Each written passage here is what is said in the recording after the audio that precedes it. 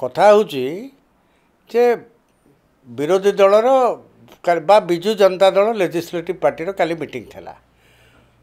ଆମେ ତ ଅଣ ଏମଏଲଏ ହିସାବରେ ସେ ମିଟିଂ କି ଯାଉନୁ, କିନ୍ତୁ ବ୍ୟକ୍ତିଗତ ଭାବରେ ମୋ ପାଖରେ ଯାହା ଖବର କାଲି ସନାତନ ମହାକୁଡ଼ ଆଉ କିଛି ଏମଏଲଏଙ୍କ ସହିତ ଆଉ ଜଣେ ଅଧେ ଏମଏଲଏ କିଏ ହେଇଥିବେ ମୁଁ ଜାଣିନି, ସନାତନ ବାବୁ କାଲି ମିଟିଂରେ ନଥିଲେ।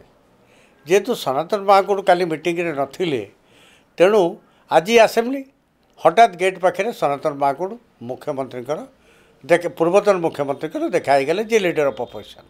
ସେ ତାଙ୍କୁ ପଚାରିଥିବେ କାଲି ତୁମେ ମିଟିଂକି କାହିଁକି ଆସିଲାନି। ଏ ଗୋଟେ ସ୍ୱାଭାବିକ କାଲିର ଘଟଣାକୁ ଆଜି ପଚାରିବା ବିରୋଧୀ ଦଳର ନେତା ହିସାବରେ ତାଙ୍କ ଦଳର ଏମଏଲଏକୁ ଗୋଟେ ସ୍ୱାଭାବିକ ପ୍ରକ୍ରିୟା। ଆକୁ ବିନା ମେଘେ ବଜ୍ରପାତ ଭଳିଆ ଆକୁ ଯେଉଁ କଳ୍ପନା କରାଯାଉଛି ଏଇଟା ଠିକ୍ ଆର କିଛି ଅଛି ମହତ୍ଵ ବୋଲି ମୁଁ କାହିଁ ଭାବୁନାହିଁ। ଏ ପ୍ରକାରର ଖବର ମୋର ନାହିଁ, କିନ୍ତୁ ଆଜି ମୁଁ ଖରାବେଳେ ଆପଣଙ୍କ ଚ୍ୟାନେଲରେ ସନାତନ ମହାକୁଡ଼ଙ୍କର ଯେଉଁ ଷ୍ଟେଟମେଣ୍ଟ ଦେଖୁଥିଲି, ସିଏ ବି କହୁଛନ୍ତି ଏଇଟା ନିରାଧାର। ମୁଁ ବିଜେଡ଼ିରେ ଅଛି ଏମଏଲଏ ହିସାବରେ, ମୋ ଅଞ୍ଚଳର ବିକାଶ, ମୋ ଜିଲ୍ଲାର ବିକାଶ ମୁଁ ଆକୁ ଚାହୁଁଛି ୱିଦାଉଟ୍ ଡାଇଲ୍ୟୁଟିଂ ମାଇ ପଲିଟିକାଲ୍ ଆଇଡେଣ୍ଟିଟି। ସେଇଟା ପଲିଟିକାଲ୍ ଆଇଡେଣ୍ଟିଟିଟା କ'ଣ ନା ମୁଁ ବିଜୁ ଜନତା ଦଳ ଟିକେଟରେ ନିର୍ବାଚିତ ବିଧାୟକ। ତେଣୁ ଆପାତତଃ ଏହି କଥାକୁ ଧରିକିରି ଆମେ ବର୍ତ୍ତମାନ ପର୍ଯ୍ୟନ୍ତ ଆଗକୁ ଯିବା ଉଚିତ। ଏବେ ହଠାତ୍ ଏତେ ଜୋରରେ କଳ୍ପନା ଜଳ୍ପନା କରିବାର କିଛି କାରଣ ଅଛି ବୋଲି ମୁଁ ଭାବୁନି। ନବୀନ ବାବୁ ଓଡ଼ିଶାର ମୁଖ୍ୟମନ୍ତ୍ରୀ ହିସାବରେ ସିଏ ଯେତେବେଳେ ଆସୁଥିଲେ ବିଧାନସଭାକୁ ଯାଉଥିଲେ ତାଙ୍କ ଚେମ୍ବରରେ ବସୁଥିଲେ।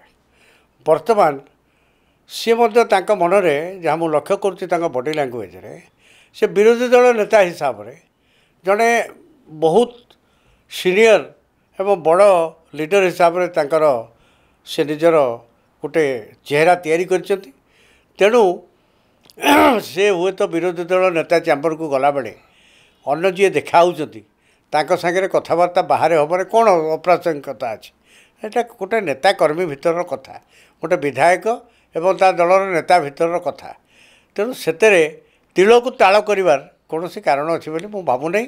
ସନାତନ ମହାକୁଡ଼ ସେ ବିଜେଡ଼ିର ଏମଏଲଏ ଏବଂ ନବୀନ ପଟ୍ଟନାୟକ ତାଙ୍କର ନେତା, ଏହି କଥା ବି ସେ ନିଜେ ପ୍ରକାଶ କରିଛନ୍ତି। ଏପରି ଘଟଣା କିଛି ନାହିଁ। ଅନ୍ୟ କେଉଁ ପ୍ରସଙ୍ଗରେ କାହାର କ'ଣ ମନରେ କଷ୍ଟ ଥାଇପାରେ, ଦୁଃଖ ଥାଇପାରେ, ସେ ଭିନ୍ନ ଏକ ଦିଗ।